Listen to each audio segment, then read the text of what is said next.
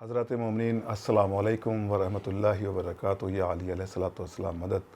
عزائے امیر المومنین علیہ الصلوۃ والسلام کا سلسلہ پوری کائنات میں شروع ہو چکا ہے، لیکن بالخصوص لکھنؤ جو کہ شہر ادب ہے، شہر عزا ہے، اور یہاں پر عزا کی جو تہذیب ہے وہ پوری دنیا میں گشت کرتی ہے اور یہیں سے بڑے بڑے پیغامات بھی نشر ہوتے ہیں۔ اس وقت ہم موجود ہیں حجت الاسلام والمسلمین آفتاب شریعت علی جناب مولانا سید کلب جواد نقوی صاحب کے ہمراہ، اور اس سلسلے میں بات کریں گے جو تابوت قبلہ برآمد ہونے والے ہیں۔ 19 کا تابوت گلیم کا ہے یا 21 رمضان کا تابوت امیر المومنین علیہ الصلوۃ والسلام کا ہے۔ اس میں ہمیں دیکھنے کو ملتا ہے کہ اکثر جس طرح سے آپ نے بھی دیکھا ہوگا جو بزرگ ہمارے مہذب طریقے سے تابوت اٹھتے تھے اس میں بدلاؤ آ رہا ہے، اور یہ آپ کا پیغام اس طرح سے بھی ہونا چاہیے کہ ہمارے جو نوجوان ہیں اس پر یہ اثر ہو کہ ہماری جو تہذیب ہے وہ کہیں سے زائل نہ ہو۔ ظاہر ہے کہ لکھنؤ مرکز عزا رہا ہے ہمیشہ، اور یہاں کی عزاداری پوری دنیا میں معروف و مشہور ہے، بے شک، اور یہیں کی تأسی ہوتی ہے۔ دوسرے ملکوں میں بھی اسی کے حساب سے وہاں بھی عزاداری ہوتی ہے جس طرح سے لکھنؤ میں عزاداری، بے شک، اور یہاں ظاہر ہے کہ شب جو منسوب ہیں امام مولا کائنات سے، تو اس میں یہاں جو تابوت اٹھتے ہیں وہ بھی بہت ہی ان کی بہت شہرت ہے۔ اب دور دور سے لوگ زیارت کے لیے آتے ہیں، باہر کے شہروں سے بھی آتے ہیں۔ بے شک، جیسے گلیم کا تابوت ہے، اس میں بھی کافی مجمع ہوتا ہے اور لوگ کافی عقیدت کے ساتھ اس میں شریک ہوتے ہیں۔ بے شک، اور اسی طرح سے وہ جو نیا نیو نجف ہے وہاں سے جو حسن مرزا تھا مرحوم کے گھر سے جو وہ تابوت نکلتا ہے، جی جی، اس کی بہت شہرت ہے۔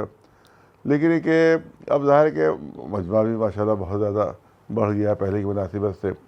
اور 20-21 سال بند بھی رہا، جی جی، جس کی وجہ سے ہمارے بچوں کو اندازہ نہیں کہ وہ تابوت کس طرح سے اٹھتا تھا اور کس طرح سے۔ اب جو نوجوان نئے بالکل نئے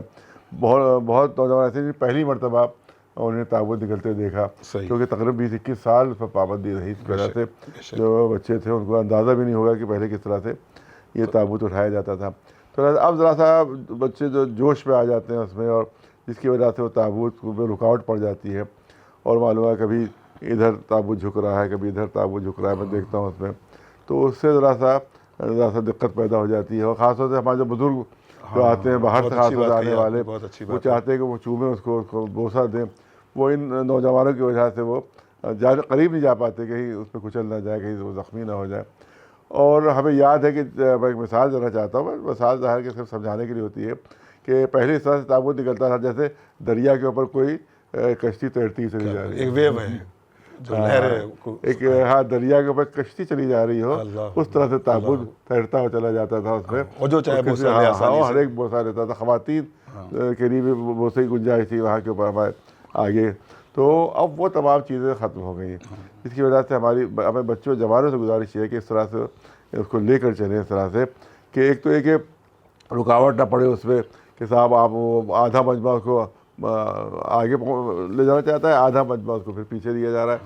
تو معلوم ایک ہی جگہ پر رکا ہوا ہے، یا کبھی کبھی دیکھا میں نے کئی فٹ وہ پیچھے ہو گیا تابوت، صحیح، تو اس سے احترام میں کبھی آ جاتی ہے کہ آپ بجائے آگے بڑھانے کے اس تابوت کو آپ پیچھے کی دے رہے ہیں، اور وہ پیچھے ہوا چلا جا رہا ہے۔ تو اس میں جو ہے جو ہے صحیح اچھا دیکھنے والوں کو اچھا نہیں لگتا، تو دوسرے مذہب والے ہوں گے کہ بھائی جنازہ ہے تو جنازے کو جنازے کی طرح سے اٹھنا چاہیے۔ ہمارے گھر میں اگر کوئی غمی ہو جائے، ہمارے گھر سے جنازہ اٹھ رہا ہو تو پھر وہ تو امیر المومنین ہے، تو مولا کائنات ہے، گھر کی کسی بزرگ کا جنازہ اگر اٹھے تو ہم چاہتے ہیں کہ بہت اس کو سیدھے طریقے سے لے جایا جائے اس میں، اور لوگ اس میں کاندھا جیسے زیادہ سے زیادہ لوگ اس پہ کاندھا دیں، یہ ہماری کوشش ہے۔ وہ تو مولا کائنات امیر المومنین ہے،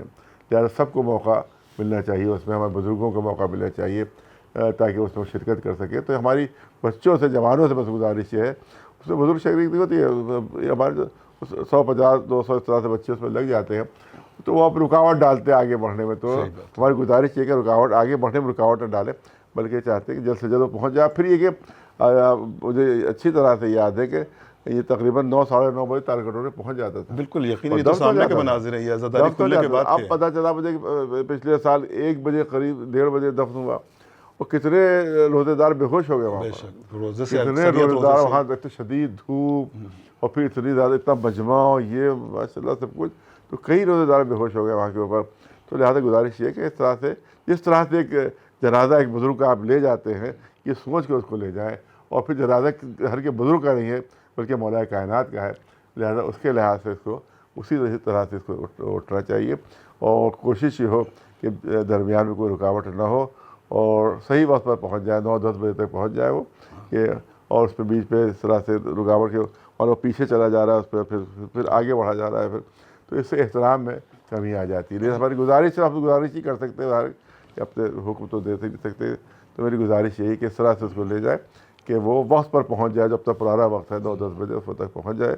اور بزرگوں کو بھی اس میں بوسہ دینے کا ان کو موقع مل جائے, اور جو چھوٹے بچے ان کو بھی بوسہ دینے کا موقع مل جائے. یہی ہماری گزارش ہے بس, اور ہم گزارش ہی ظاہر کر سکتے ہیں. جزاک اللہ قبلہ, آپ نے بہترین گزارش اور ایک کر بھی بیان کیا جو ہماری ملت کا ہے. ظاہر ہے کہ قبلہ نے بیان کیا کہ روزہ دار ہوتے ہیں اس میں, اور چند لوگوں کی وجہ سے اکثریت محروم ہو جاتی ہے جو طاغوت کی زیارت نہیں کر پاتی. قبلہ نے اپنا کر بیان کیا, اور ہم سب کی شرعی اور اخلاقی ذمہ داری بنتی ہے کہ قبلہ کی بات پر عمل بھی کریں, اور ظاہر ہے کہ تہذیب ازاں جو لکھنؤ سے پوری دنیا میں جا رہی ہے اس پر بھی ایک اچھا میسج جانا چاہیے. خدا حافظ, والسلام.